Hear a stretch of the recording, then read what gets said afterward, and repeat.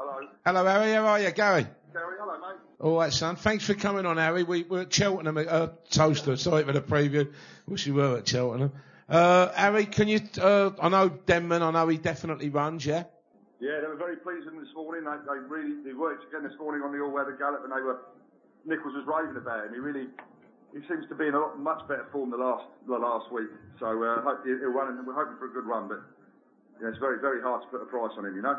Yeah, Cato Star H at 15 or 8, 2 to 1. Somebody was going 9 or 4 here tonight. Could you have that on? Could you back? I've always had him down as, you know, I've always, like last year, I said I'm not sure he fully stayed that trip at Cheltenham, you know, but he really is in tremendous nick. The fact that he's had that easier season and had that break, whenever you go down the yard, he's absolutely, I mean, I'm not a horseman, Gary, but he's just nodding his head and up, and he looks so brilliant, Cato Star at the moment. I know Nichols is loving it. There's been no setbacks for any of the other guns. You know, they're all masterminded. The whole year's gone brilliant. He had one knock.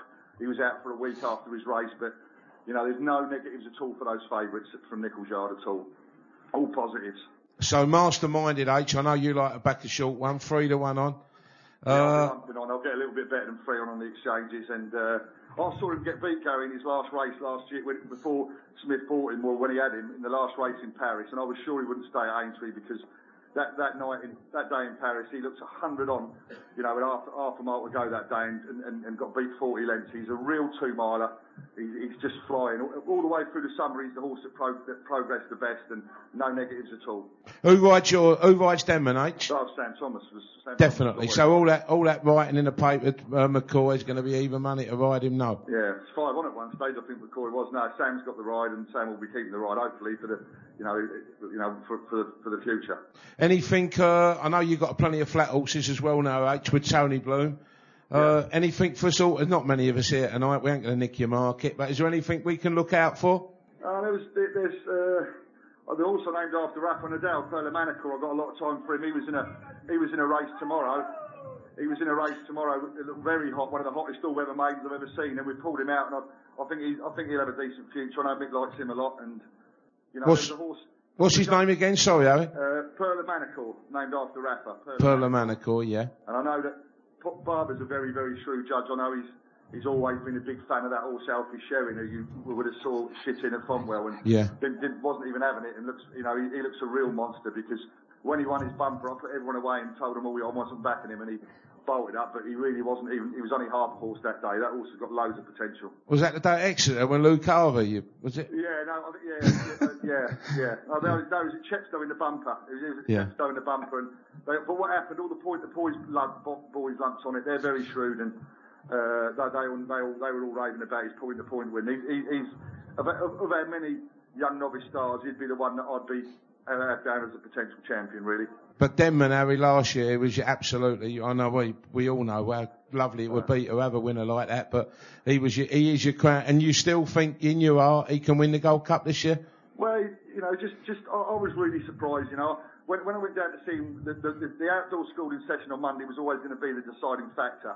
But up until then, I think that both Nichols and I, you know, weren't sure he'd be running at all, really, and he just really has turned the corner. I'm really pleased for Paul Barber, because Denman is his life, and he loves him so much. You know, I'm so pleased for Paul Barber, because the last week he's progressed so much, Denman, that there isn't any doubt. And whatever happens now, you know, you'll get all those muppets talking about looking after the horse, but Denman, Gary, is the most monstrous, you know, aggressive type of horse. You know, he wouldn't do anything he doesn't want to do, and I won't lose any sleep over Denman. He's a real lad, and he can look after himself whatever happens. And I'm just glad for Paul Barber, really, that we're all happy that to go ahead. I don't know about Paul Barber, Harry, but I think for yourself as well. You know, I've been to your house and everything, and Denman, he's your pride and joy of horses, as the dog is. Big fella, isn't he? You know. Yeah, not the same as the dogs, but other positives for everyone there. I know Anthony Bromley. I mean, he's an agent, Bromley, as everyone will know Anthony Bromley, but he's a great judge of the French horses, and he thinks that Casbar Bliss is the biggest certainty ever to walk on a racecourse.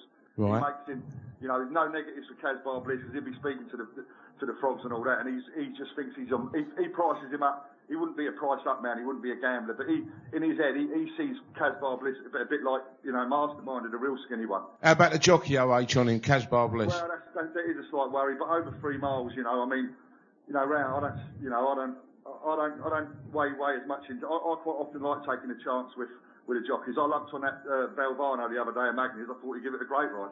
Yeah, I backed him unfortunately at Kempton when he. Yeah, so did I, Gary. He would have won 20 then. He would have won 20 that day. That's the game. Harry, it's been lovely to talk to you. I think all the panellists here in GG.com, thank you for coming on. And please God, mate, we wish Denman runs a terrific race anyway. Good luck, Harry. Thank you. Cheers, mate. Well, there we go. Denman is raring to go. It was only February the 7th, Mark, when he got turned over by Madison de Burley. I mean, he's got a mountain decline to get back to last year's form, isn't he? I think so, yeah. I couldn't possibly back the horse. Honestly, it just comes too quick after that run. It was diabolical. For a start, I couldn't understand why Madison de Burley shortened up so much. You go back to the Hennessy last year and Denman give it £20, he beat it 20 lengths, whatever, so... And nothing run this race. In that race, Albertus ran 80 to ground, and it was just the time of the race was slow compared to that with Strawberry later on. I can't have Madison, I can't have Denman. And I think I spoke to Paul Nichols after the King George this year, and he said, you know, I've trained Cato wrong the last couple of years. This horse needs a break, and he hasn't run him, you know, since the King George. And I think everything's right for him. I think he's an exceptional horse. He's won 3 King Georges. He's won a Tingle Creek Chase. He's got the speed over 2 miles. Harry said he don't get the trip. He's won a Gold Cup. He's won over the course in distance. I don't know what he's on about. I think he'll win it again. I think he's the best horse in the race by a long way. I think he's much better than Neptune Collonge, and I think he'll win. Yeah, Neptune Collonge is now second favourite. Denman is sort of a point longer than him. He's just not in the same class as him. You just watch the way he's just a different animal. I just think I think he'll win. Kieran, your view on, well, that very lacklustre run by Denman. I mean, there must have been a big reason, but he ran so appallingly. I mean, on the time form figures, how bad was that run? 3 stone below, probably his Gold Cup form. I mean, it's leagues away. I think that there's 2 prices with Denman at the moment. I see that he's roughly 6 to 1 to win the race. One of the bookmakers went 6 to 1 to be pulled up. I'd much rather take the 6 to 1 to be pulled up. I think it has all the hallmarks of when Isterbrak got pulled up in his final champion hurdle. I think they're trying to convince themselves that the horse is right. Maybe he did school a bit better on the all-weather, but that horse that we saw at Kempton was not Denman. He didn't even look the same horse. I think they're trying to basically kid themselves that they've got the horse back. Corto Star is head and shoulders above anything else in the field. He's stones better. He's literally a stone better as far as we're concerned than the likes of Neptune Collonge. Agree with Couch, no reason why Madison de Burley is a single figure price. I think even David Pipe himself doesn't really see the horse as a Gold Cup horse. I think Exotic Dancer, if you wanted one each way, is a solid one. Barber's Shop, if it wasn't owned by the Queen, it'd be 66s, not 16s. He's got no pretensions of being in the Gold Cup, won't stay, not good enough. Alberta's Run, where would he feature in your...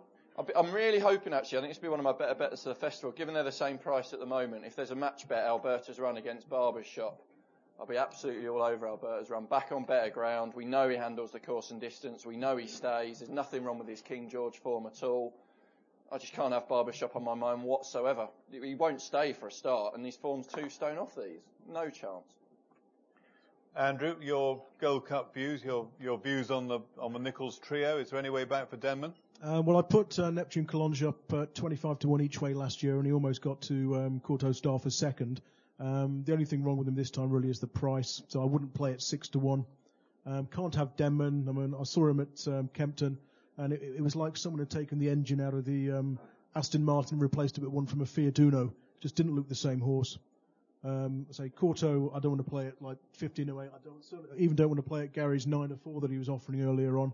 I mean, until Best Mate, we were saying you couldn't win back-to-back Gold Cups, and you certainly can't win them once you've been beaten in them the year before. I'm expecting last year's Royal and Sun Alliance Chase to come to the fore. Albertus Run won that race. He's around about 20 to 1 at the moment. You throw out his chase runs on soft going, and he's won 10 of his 15 starts. Didn't handle the ground at all at Kempton. It was never put in the race. If you look at the racing that day at Kempton, all 4 chases were won by horses who made almost all the running. We'll see a different Alberta's Run if the ground is good or good to soft at worst.